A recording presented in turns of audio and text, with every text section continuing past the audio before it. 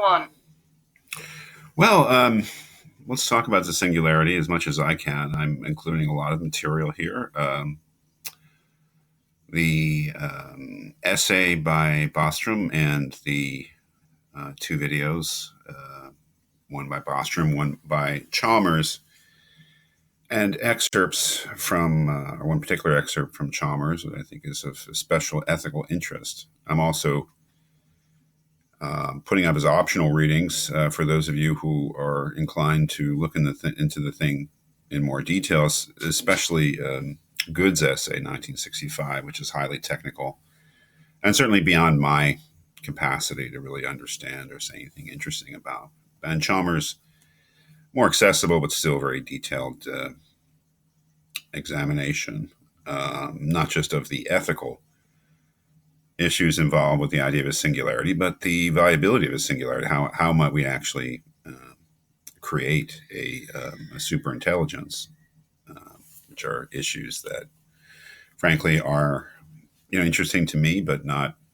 I don't bat at that level. I don't so, but many of you do. So I'm including the material because I'm sure many of you will want to look further into it.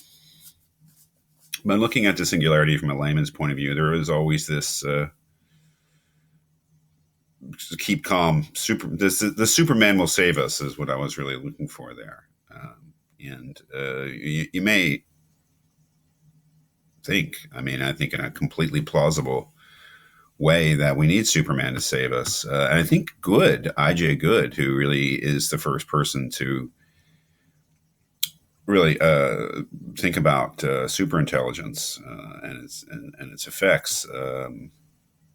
If you look at it's much quoted, this part right here, this paragraph right here. For some reason, this beginning of section 2, for some reason they don't provide the last few thoughts about science fiction.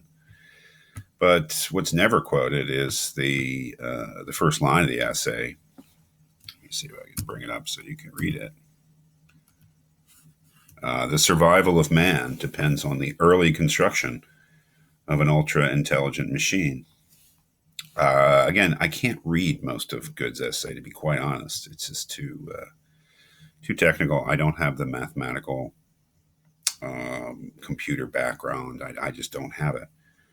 But in looking through it, I don't see a explicit. Maybe some of you who actually can read it will find it for me, but I can't find an explicit explanation of why he believes that our survival depends upon the creation and the early creation of an ultra intelligent machine. From what little I've been able to find on the internet, just Googling from a book, kind of confirmed my intuition that he was really thinking of the Cold War and nuclear weapons. From the viewpoint of 1965, if we were thinking about global threats, certainly we were thinking about the possibility of a nuclear war between the United States and the Soviet Union, which in 1962 had pretty much almost happened. We had, at least the idea is that we had gone to the brink of one. To be 1962 again. That is, we are aware. Anybody who has any sort of, sense of what's happening in the world knows that the state of politics in America and internationally is very, very troubling. But that the issue that most people choose to ignore, just the way that kind of chose to ignore the nuclear threat, which of course still exists. But the issue that all of us seem to have made our peace with ignoring in some way or another is global warming, climate. You can call it climate change, but I think I have to say disastrous climate change. I think if Good were writing today and saying it's the survival of man depends, I think he would probably say the same thing. The survival of man depends on the early construction of an ultra intelligent machine. Because if we think about an existential threat to the human race, it is global warming, and it's not that perhaps the science of global warming is beyond us. We understand to some extent, to basic extent, why it's happening, anthropogenic climate, disastrous climate change. But as far as a solution, some way of not only stopping it, because it's kind of too late, the damage that's been done, my understanding of it, to the environment, especially sea level rise and the global warming causes it pretty much irreparable as far as we know. We need not only to stop it or to stop increasing average temperatures, global temperatures. We need to turn back the clock, and maybe only a super intelligence could figure out how to do that in a way that wouldn't bring more disasters. In any case, people I think who do know about the singularity, sometimes it's called the rapture of the geeks, do think of it in that way. That is, that we need the singularity. We need some kind of help. And that it would generally be good. A singularity would not only offer us a solution to our deepest problems, which from a transhumanist position like Bostrom's not only include things like global warming, but also social problems, racism, xenophobia, poverty, all sorts of discrimination.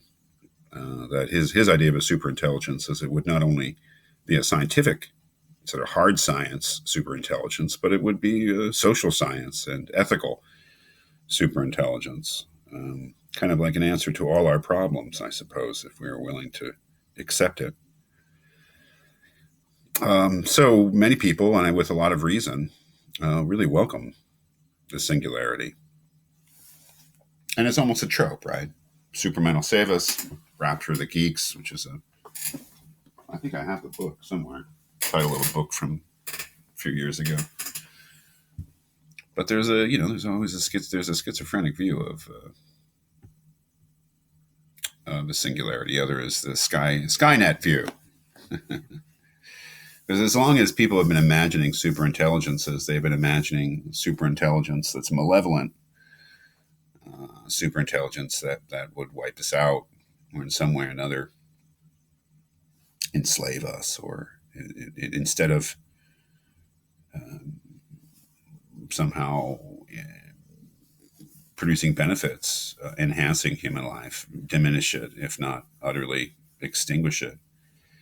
Again, a good place to look for this view, or I think a good treatment of this view, is Kubrick's 2001, in which my reading of it is that once human beings create a true person, an artificial person, in the movie, it's the guise of the HAL 9000 computer, that they've pretty much done all they could in terms of technology. There'd be nowhere else to go meaningfully. And already, as you can sort of see in the characters in that film, in the second part of that film, that they've already been reduced by technology. Their lives are no longer being enriched by technology. Their lives are being diminished by technology. It's an interesting view, in that when the first AI, HAL, actually murders human beings, it's symbolic of that move. That is, it's at this point, technology isn't at our service. We're threatened by it, and I think that a lot of Jonas's fears maybe are rooted in that way of thinking. So viewing because one of what view of singularity do you have? That singularity will be kind of like a Deus ex machina Superman that will solve, if not all our problems, then at least create a new situation in which our problems aren't as much of a threat? Or do you view the idea of singularity as a malevolence, as a threat?